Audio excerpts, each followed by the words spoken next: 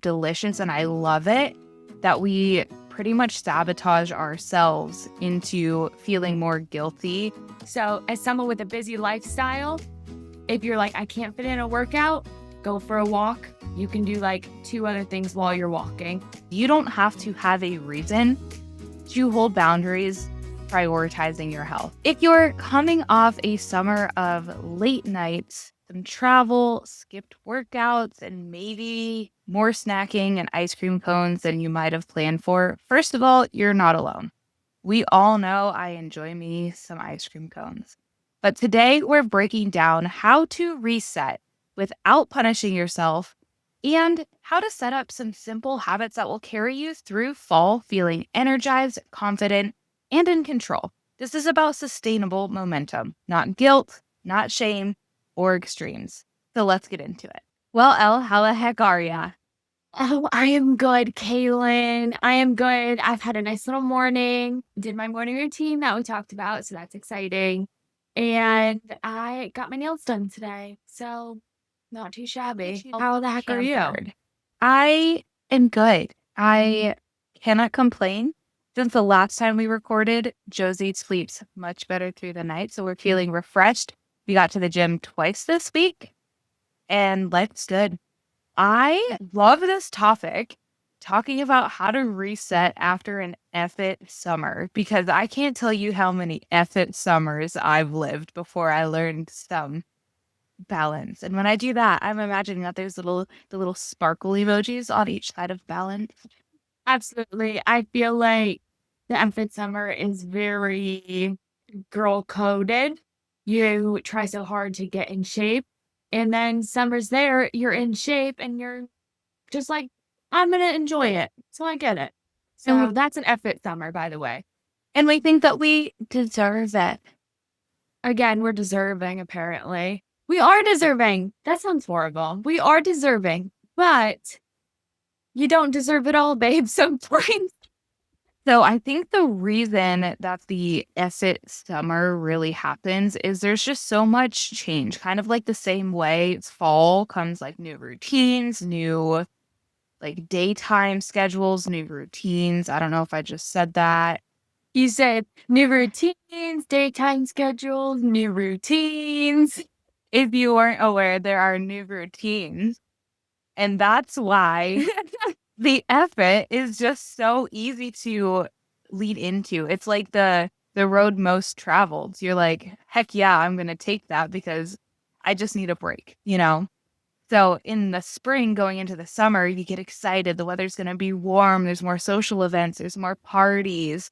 If you're a mom, you know, the kids are out of school and there's just so much more room for activities. So when it comes to making healthy choices, it's so much simpler to just say, F it, right? Oh, yeah. I think more with the parties and the social events with drinking, things like that. I know there's more picnics where people are, of course, making their cookies, making their egg salad, making their burgers, hot dogs, which delicious, but we don't see that in the winter. So it's not an obstacle we face. So where the effort summer comes into play is all these new things are introduced into your environment again that could throw you off track. And I think the problem with the picnics, with the egg salads, with the foods that we don't eat in the off season of summer, which is the 3 other seasons of the year, is that we tell ourselves, maybe subconsciously, that like these foods, I'm only getting these foods right now. I need to eat as much as I can because it's so delicious and I love it, that we pretty much sabotage ourselves into feeling more guilty and more gross than what we really should. So that all or nothing kind of traps us, like it does in a lot of other areas where we treat the summer as like a free for all rather than learning how to like blend the fun foods, blend the healthy lifestyle into one. And I think that's the biggest point that I try to instill in my clients and just talk about across Instagram and social media just in general is that it's not a diet. Diets are not what get us long-term results. Lifestyles are what get us long-term results. And that's what we need to be practicing, not the restriction, not the detoxes, not the effort summers. We can't always live in effort or we're going to be obese and unhappy. We have to have balance. We need to have a healthy lifestyle that makes us feel good. And you need to figure out a lifestyle for yourself where you can have those, let's call them effort days, but not make it turn into an effort summer.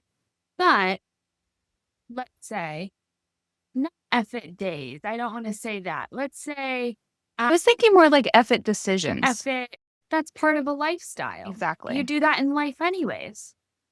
But where we're at, since we're at the end of summer, let's talk about what happens if you have had an effort summer and how to switch and reset going into fall and things you can do for.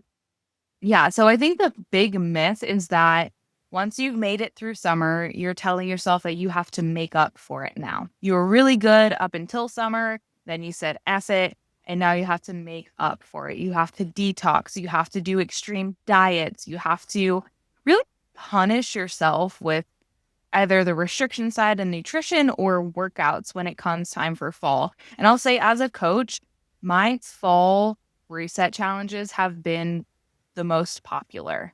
And I think that's because kind of like the wider view, like the week view, you get to the weekend, you messed up on the weekend, Monday morning you want to reset. It's kind of like the summer was the weekend and now the fall is that Monday reset. So, in reality, it's really not the extremes that are going to help us because they're eventually going to slow your metabolism. They're going to make you feel lower energy. And let's be honest, they're not going to stick. So, what would you say is a better approach to resetting that's actually sustainable? For sure, it would be finding a rhythm and pattern that you can sustain year round. So there's actually framework that me and Kaylin spoke about prior to this podcast that we want to just share with everyone to get everyone on the right track. So, one, first of all, we need to reflect on what we just did over the summer. How can you do better next time? Things like that. What went well? What didn't? Let's be honest with ourselves. Say, oh, we got out and we walked all the time because it's gorgeous days out, but then we ate 20 hot dogs at the picnic, and maybe that's not good. So we need to be honest with ourselves and look inward a little bit, always as the first step. Yeah, I think that reflection piece is key. And that's something like with my clients, I do weekly check ins because we need that reflection. If we're not reflecting, we're not learning anything to do better with moving forward. So that, okay, hindsight being 2020, like what went well, what didn't go so great, like how would you improve next time? Because chances are you're going to be at a picnic again. You're going to celebrate your birthday again. You're going to go on vacation again. So, how could we figure out how to make this intertwine with the healthy lifestyle and the habits that you're already building when you're not doing those things? So, after we reflect, what we decided we have to do is we have to have those anchor habits, which is something I love. Like in my brain, I've got my daily checklist of like my bare minimums. So, my protein, I've got a protein goal. This has nothing to do with you, Ellie, whoever's listening. This is my protein goal. I aim for 140 grams of protein every day. And I don't have shakes. I don't have bars. I don't supplement with my protein. I get it from whole foods, which makes me feel good. I have a movement goal. We'll say weekly, I go to the gym twice, but I get at least 8,000 steps every single day. That is my goal, something I see as maintainable and achievable. Doesn't mean that should be your goal, but that's what works for me. I have a minimum water goal, at least 80 ounces a day. And I make sure that I get as best quality sleep as possible, which fluctuates day to day because I've got a 9-month-old. So, what are some of your anchor habits that you focus on? I definitely focus on water and sleep. I also get 80, 80 ounces, 80 grams. What's 2 Stanleys? Ounces. 80 ounces. That's what I get. And then I always focus on sleep. Sleep is a huge one for me. I do not track any food. So I just focus on getting protein through whole foods as well as fiber with my protein. And then always, always, always some form of movement, whether that's a walk outside, a walk on the walking pad, workout. Generally, a walk is involved somewhere because, pro tip, I can normally do other things while walking. So, as someone with a busy lifestyle, if you're like, I can't fit in a workout, go for a walk. You can do like two other things while you're walking. You might trip. I often stumble, but keep one hand on a railing, one hand on a phone or on a computer. You're fine. You're fancy. You'll make it through. I am fancy. Well, I'm like a chicken with my head cut off most of the time, so I need to find time to hit my goals while living my life and keeping everything within a structure. But that's perfect because that brings me to the next topic, which is we have to create structure within our lives in order to hit our goals. So, what does your structure kind of look like going into the fall? For me, and this is something that I do year round because for it's what keeps me feeling sane. I think 90% of the people we're talking to have a job or do something during the week that requires a lot of attention, whether that's watching children or doing a job. You're going to need to eat at some point. So you would likely want to plan out your meals. I don't plan out meals, but to be honest, our grocery list is pretty much the same every week. We've got our proteins, we've got our dairy sources, and we always make sure that we have what we need to make a meal. So typically, I don't focus on any specific meals per se, but I always have stuff on hand to be able to make meals. So that's one thing that works out. Again, I plan for 2 workouts a week, Tuesday and Thursday mornings. I try to set boundaries and hold boundaries. I think I've somehow miraculously gotten better with that as a mom because I have to protect my energy. I have to protect what's important to me with my routine. So I think that's really big. Where I could improve in some areas is maybe setting some boundaries with social media in the evenings. But a different topic for another day.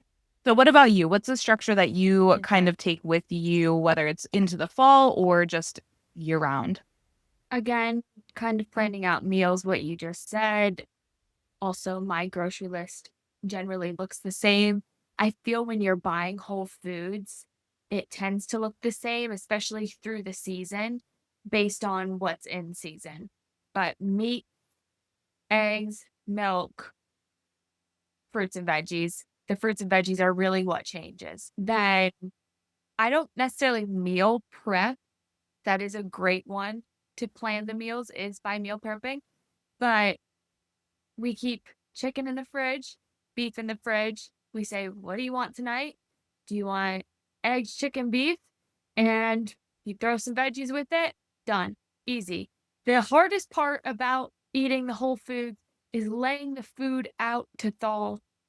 I really struggle with that sometimes. So sometimes we eat a lot of eggs during the week because they don't need to thaw. Pro tip on the frozen meat. If it's not chicken, like a chicken breast, it's hard to work with here. But if you got ground meat, you can cook that from frozen. You don't got to wait for that to thaw. We've done it many times. That was actually the discussion that was being had as my water was breaking. And I was like, okay, I can't settle this debate right now. I'm pretty sure my water is breaking right now. So can we talk about that at a different time? Another pro tip. This brings me back to childhood. because mom used to always in the summer, if I was home, would ask me to lay out the meat for whatever we were eating for dinner. And I would always forget because old habits die hard. So if you take a warm bowl of water and run hot water over whatever meat for an hour without telling your parents that you're running water for an hour, it will be thawed by the time they get home. That is And a I pro hate that tip. mom and dad just found this out. It does And work that though. one is going to piss dad off. So the next way we can step by step reset ourselves for fall is we can just reframe how we look at progress. So, one, we can focus on our energy levels. We have to keep in mind that we are losing sunlight. So, your energy could dip, but doing things to up your energy levels during these times to where you don't fall into a downward spiral the rest of the year.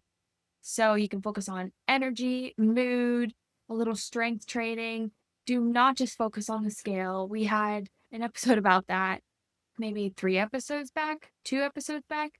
I'm not sure. We're getting out there a little bit now.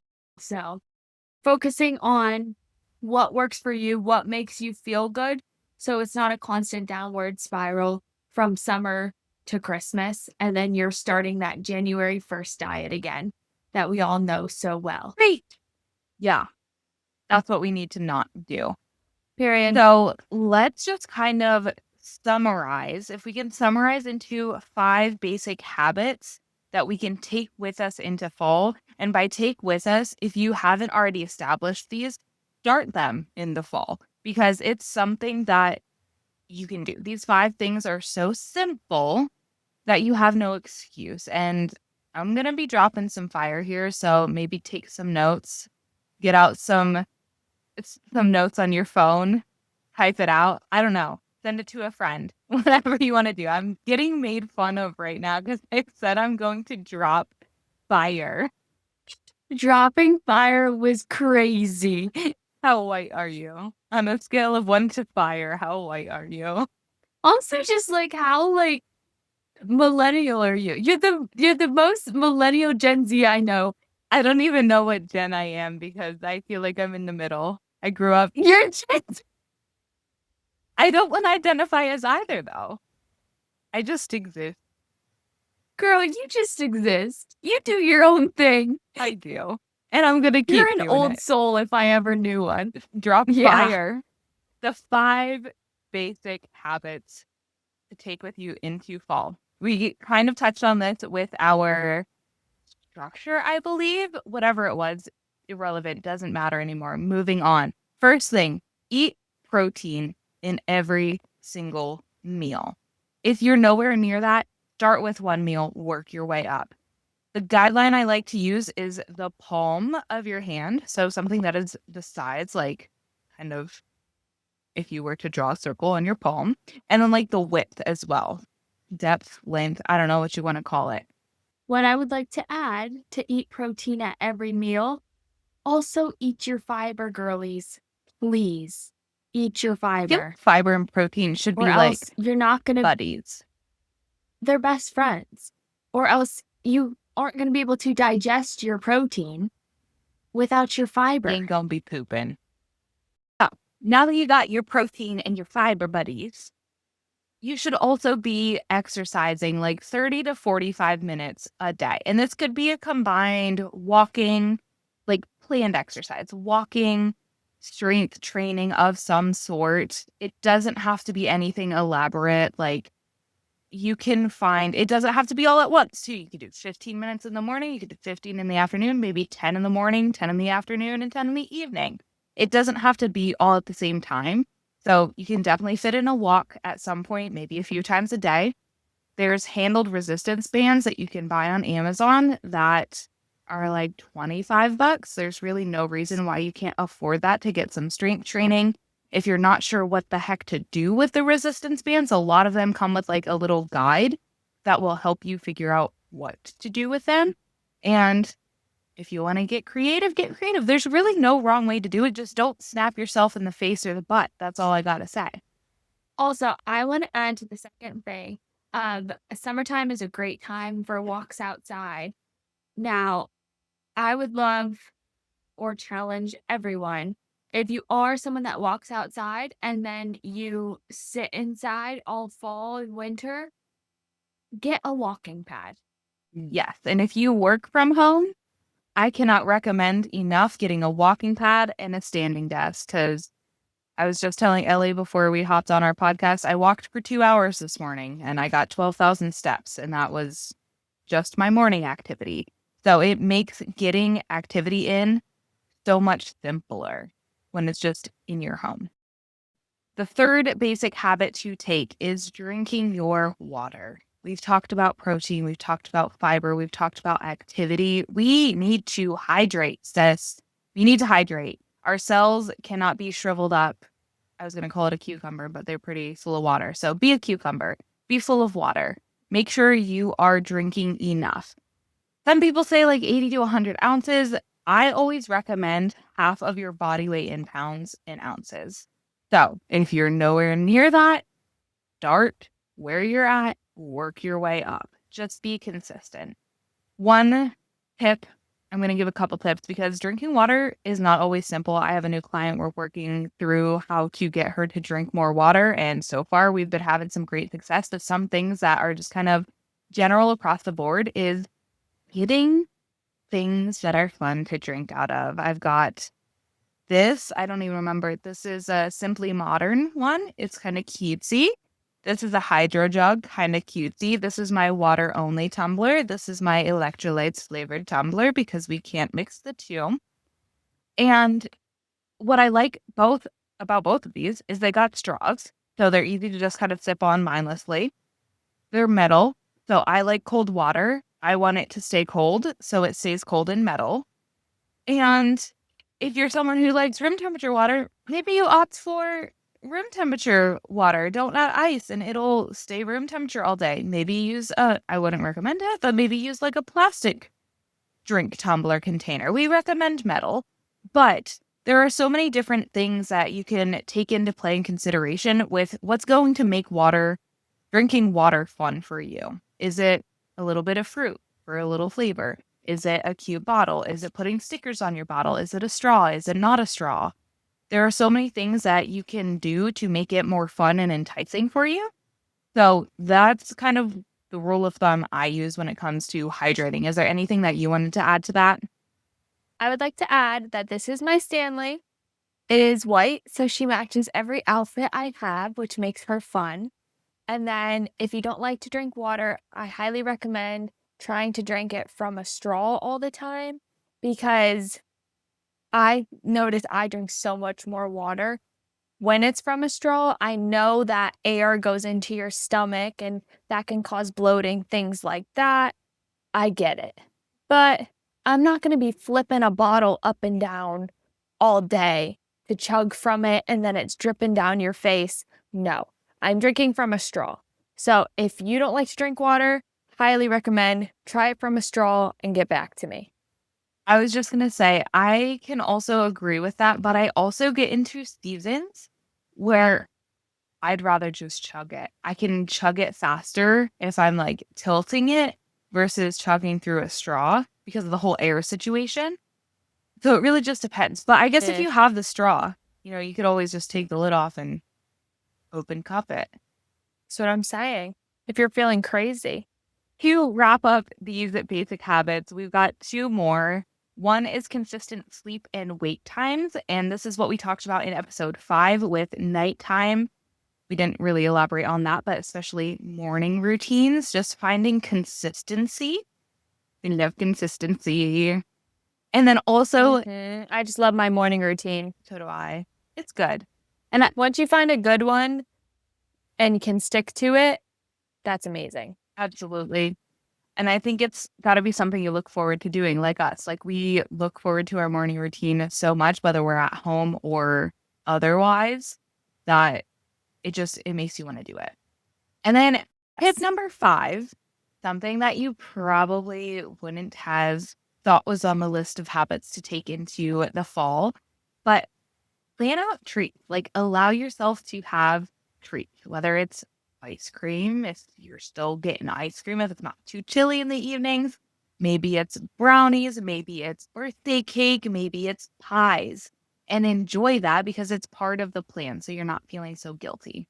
That's probably my favorite habit to bring in because I like dessert. Absolutely. Fall drinks, that's the best treat of the year. Make sure you're planning to have your fall drinks, girls. Like our pumpkin spice lattes or apple ciders. Which girly are you? I'm neither. I'm a chai. But is that really, do we have three playing field? Let me think. I'm not really a pumpkin gal. I wish I was. I feel like an outcast with that. I'm not apple cider either. I don't know if I've ever really drank apple cider by itself and enjoyed it. So I fear I'm a chai gal, like brown sugar chai. I feel like we need to hear back from the audience. So, like, if you have listened to all of our episodes so far and you haven't once DM'd us when we've asked you to, like, now is the time. You need to message either one of us, both of us. I don't care, one of us. And without context, just say pumpkin spice girly, chai girly, apple cider girly. Like, let us know where you stand because I would say overall, I am definitely a pumpkin spice girly, but I will say there is a difference between a Starbucks pumpkin latte and a Dunkin' pumpkin latte. And I am team Dunkin'. Mm. I do not like the Starbucks pumpkin. Yeah, which is normally not the case. I Whoa. am typically like Starbucks. I feel like it's a stronger, it's just a more rich kind of coffee flavor. But when it comes to the pumpkin, I am a Dunkin' pumpkin girly, hands down. Wow. Mhm. Who are you? I don't know. Not to hate on Dunkin', but Dunkin's chai is actually sugar water. It should be what they feed hummingbirds because holy cow. But the chai from Starbucks, I feel like has more of that chai taste to it, but I am neither a Dunkin' Starbucks gal. I'm a local coffee shop gal every single time. I will say I have become that more maybe in the last like year or so. So I'm excited to start trying out more of the local shops when it comes to the pumpkin spicy season. We are really off track right now. Let's reel it in. Reel Reeling it it in. in. Let's end with some mindset shifts to avoid self-sabotage because that's the one thing stopping everyone from getting to their goals of themselves. So, one of my favorites is one choice doesn't erase the entire week. So, every decision, like we were talking about asset decisions, every decision is an opportunity to get closer to your goalpost or farther if that's your choice. But you have the choice and you can choose to say F it. You can choose to give up. You can choose to quit, but that's ultimately on you. So, what choices can you make that are going to actually move you in the direction that you want to go? And one choice does not interfere with your progress if you notice the choice and get right back on track. It's when you take 2 to 3 days after the choice to ease back into your routine.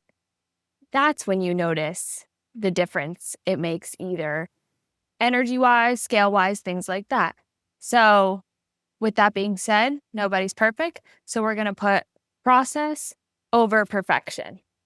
So, your process and having that sweet treat, staying up a little later to watch that. I almost said fall movie. If there is, oh, Halloween Halloween. movies. There you go. Staying up a little later for that. That's all part of the process. Nobody's perfect, but you have to focus more on the process than perfection if you want to stay mentally okay this fall season. Right. I think it's more about, and I know you can agree with me on this. It's about what you do most of the time, not some of the time. Your some of the times are maybe I'm gonna stay up late Friday night and watch this movie. Or maybe I'm gonna have a Mhm. pumpkin latte today I drank all my other coffee this week at home. Like I can splurge a little bit, so to say.